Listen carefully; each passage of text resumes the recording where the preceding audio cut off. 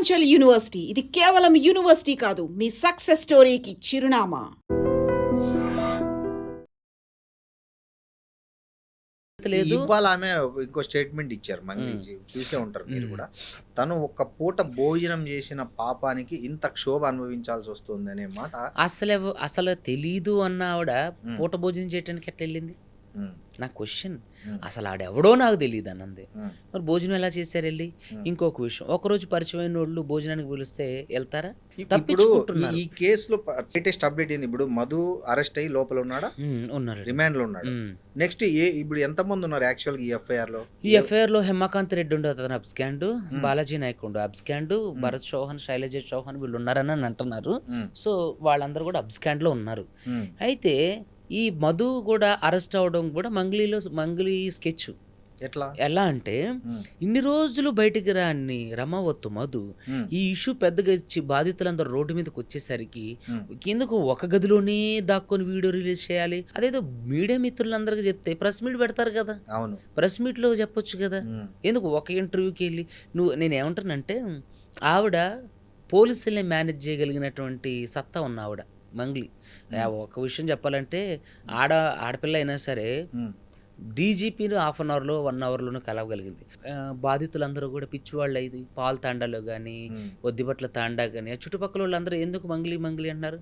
ఇక్కడికి వచ్చింది ఆవిడ, ఇక్కడ మాట్లాడుకున్నారు, వాళ్ళ చెల్లికి పెళ్లి మాట్లాడుకున్నారు. ఇప్పుడు వీళ్ళతో ఏం మాట్లాడకుండా, మంగ్లీ వాళ్ళు ఏం మాట్లాడకుండా, రమావత్ మధు అయితే అందరితో చెప్పడుగా ఆ విషయాన్ని కదా, చెప్పడు కదా. ఒకవేళ జరగలేదంటే వాళ్ళందరూ ఉమ్మేస్తారు కదా రమావత్ మధు మీద. ఇప్పుడు ఇది ఎంక్వైరీ ఏ స్టేజ్ లో ఉందండి? ఇప్పుడు ఎఫ్ఐఆర్ అయింది అనుకుంటానండి, దాని కాపీ తీసుకోవాలి.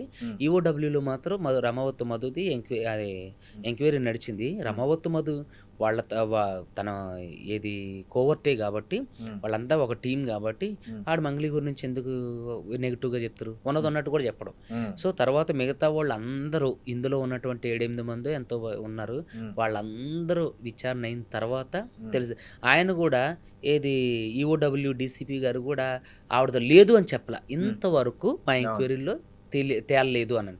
అంటే ఒక్కడే అరెస్ట్ అయ్యాడు రమావత్ మధు, వీళ్ళందరూ ఒకటే కేటగిరీ. ఇప్పుడు అతన్ని కస్టడీలోకి తీసుకొని ఎంక్వైరీ చేస్తున్నారా ఈ కేసులో, లేకపోతే అతను ఓన్లీ రిమాండ్ లోనే ఉన్నాడా? కస్టడీలోకి తీసుకుని అంటే ఈఓడబ్ల్యూ హ్యాండ్ ఓవర్ లోనే ఉండు. పోలీసులు వాళ్ళు ఎంక్వైరీ చేయడానికి మాకు ఇవ్వమని అడిగితే మరి అది ఏం జరిగిందో తెలియదు. ప్రభుత్వం అధికారంలో ఉన్నప్పుడు ఏదైనా ఇట్లాంటి సంఘటనలు వస్తే కనీసం బాధితుల పక్షాన కొన్ని సంఘాలు, ప్రతిపక్షాలు మాట్లాడతాయి. అట్లీస్ట్ ధర్నాలు ఇవేం చేయకపోయినా. తెలంగాణలో వచ్చిన కొత్త పార్టీ దీని మీద మాట్లాడట్లే, ప్రతిపక్ష పార్టీ మాట్లాడట్లే, అధికార పక్షం నుంచి అసలు ఏమి దీని మీద స్టేట్మెంటే లేదు. అసలు నాకు అదే అర్థం కావట్లేదండి. నాకు బుర్ర పేలిపోయేంత. తన ఇన్ఫ్లుయెన్స్ అంత గొప్పదనా, లేకపోతే ఇది మేబీ ఇది ఇంకా ఫేక్ అనా? లేదు, మేబీ ఇది ఇంకా సీఎం రేవంత్ రెడ్డి గారి దృష్టికి వెళ్ళలేదేమో. అయినా ఇంటెలిజెన్స్ వాళ్ళు అన్ని రిపోర్ట్స్ ఇస్తుంటారు. మీరు వెళ్ళే ప్రయత్నం చేశారు అంటే తీసుకుంటున్నాం అండి. ఈ 2-3 రోజులలో ఆయన అపాయింట్మెంట్ ట్రై చేస్తున్నాం. ఖచ్చితంగా సీఎం రేవంత్ రెడ్డి గారిని కలిసి ఈ ఇష్యూ గురించి పూర్తి విచారణ జరగమని, సిట్ లాంటి ఒక దర్యాప్తు సంస్థను ఏర్పాటు చేస్తేనే త్వరగా ఇందులో అంటే బాధితులకు సత్వర న్యాయం జరగడానికి అవకాశం ఉంది. కాబట్టి సీఎం రేవంత్ రెడ్డి గారు అపాయింట్మెంట్ కోసం ప్రయత్నం చేస్తున్నాం. దుర్గరాజు కోట అని మా స్నేహితుడు, తను ఎన్ఎస్సి అంటే యూత్ ప్రెసిడెంట్గా ఉండు, సో అతను చేస్తానని చెప్పారు.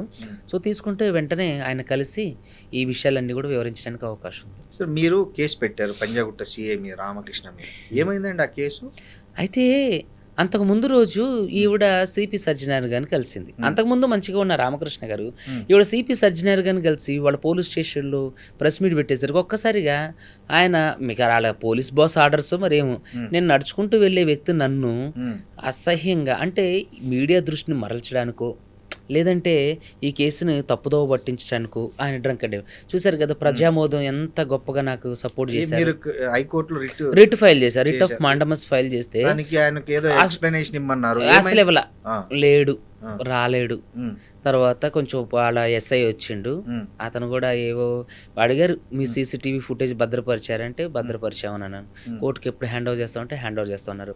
ఇంతవరకు అంటే మీ కౌంటర్ ఎప్పుడు ఫైల్ చేస్తారు దీని మీద అడిగారు జడ్జి గారు కూడా. ఒక న్యాయవాదిని మీరు ఏ సెక్షన్ కింద ఆయనకి బ్రీత్ అనలైజ్ టెస్ట్ చేశారు, ఎంబీ యాక్ట్లో కానీ ఈ సిపిసి సిఆర్పిసి అంటే ఇప్పుడు బిఎన్ఎస్ఎస్ఎస్ లో ఎక్కడ ఏ ప్రొవిజన్తో ఆయన్ని చేశారంటే జీపీ ఫర్ హోమ్ గారు కూడా నోరు మీద ఏమంటారు, ఏం లేదు అక్కడ, ఏం మాట్లాడలా. సో నేను ఈ సిఐ గారి మీద తర్వాత మంగ్లీ వాళ్ళ జనం వల్ల నాకు ప్రాణహాని ఉందని చెప్పి నేను సెక్యూరిటీ కూడా అడిగితే ఆఫ్టర్ వెకేషన్ తర్వాత దీన్ని మాట్లాడతా అని చెప్పారు. సో ఈ సిఐ మీద డిపార్ట్మెంటల్ యాక్షన్ ఉంది, ఎందుకంటే సిఐ గారి మీద నేను ఆల్రెడీ డీజీపీ గారికి తర్వాత కమిషనర్ ఆఫ్ పోలీస్ హైదరాబాద్కి కూడా కంప్లైంట్ చేశా. దానికి సంబంధించిన మెసేజ్ ఇదిగో ఈ రోజే వచ్చింది, అది కూడా మీకు చూపిస్తా. ఏమనంటే కేసు ఇదిగోండి వచ్చింది, డీజీపీ ఆఫీసులో ఇచ్చిన మెసేజ్ ఇది. ఏంటంటే your petition DGP COORD 270426/04719 has been forwarded to Hyderabad on 13/4/2026 to take necessary action, Telangana Police. So మీది ఎఫ్ఐఆర్ అయింది. ఈ ఎఫ్ఐఆర్లు ఖచ్చితంగా డిపార్ట్మెంటల్ యాక్షన్ కూడా సిఐ గారి మీద ఉంటుంది, ఎందుకంటే కమిషనర్ గారికి ఇచ్చా, అదేవిధంగా డీజీపీ గారికి కూడా ఇచ్చా.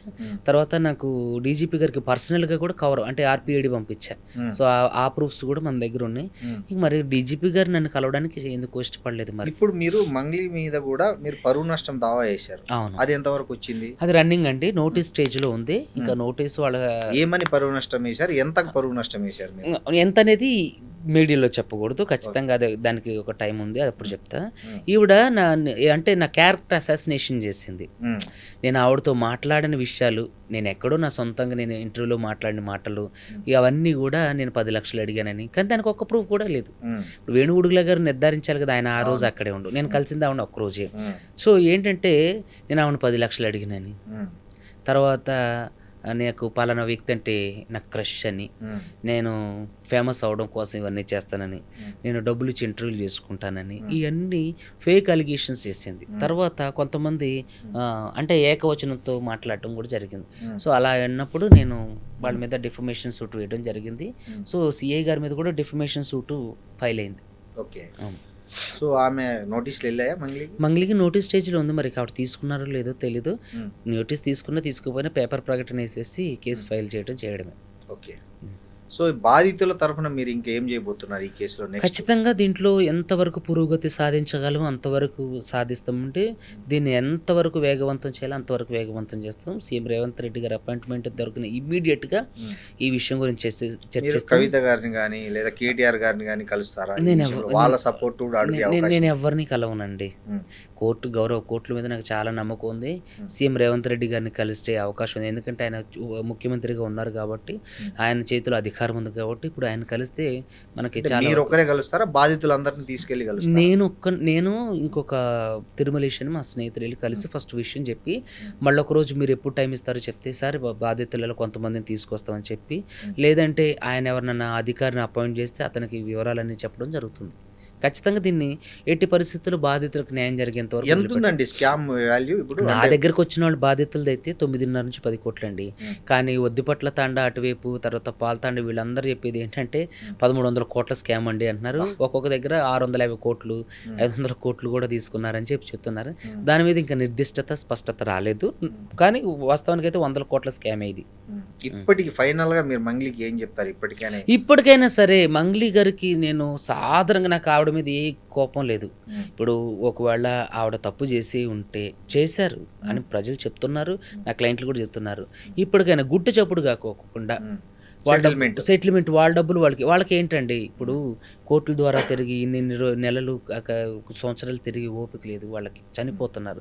సో దయచేసి మంగ్లీ గారికి నేను సాధారణంగా ఆవిడ మీద నాకు ఎటువంటి కోపం లేదు. ఆవిడ మీద వేసిన కేసులు ఆఖరికి డిఫమేషన్ సూట్లు అన్నీ కూడా వాపస్ తీసుకుంటాం. వాళ్ళ బాధితులకు న్యాయం చేయండి, ఎవరికీ తెలియకోకుండా. నేనే మళ్ళీ బయటకు వచ్చి మంగ్లీ చాలా మంచిది, సో తను సాధారణంగా మా బాధితులందరికీ న్యాయం చేసింది అని నేనే ఆవిడ గురించి పొగుడుతా.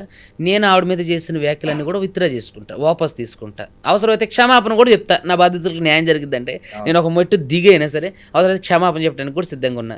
మంగ్లీ గారు సిద్ధమా? Thank you.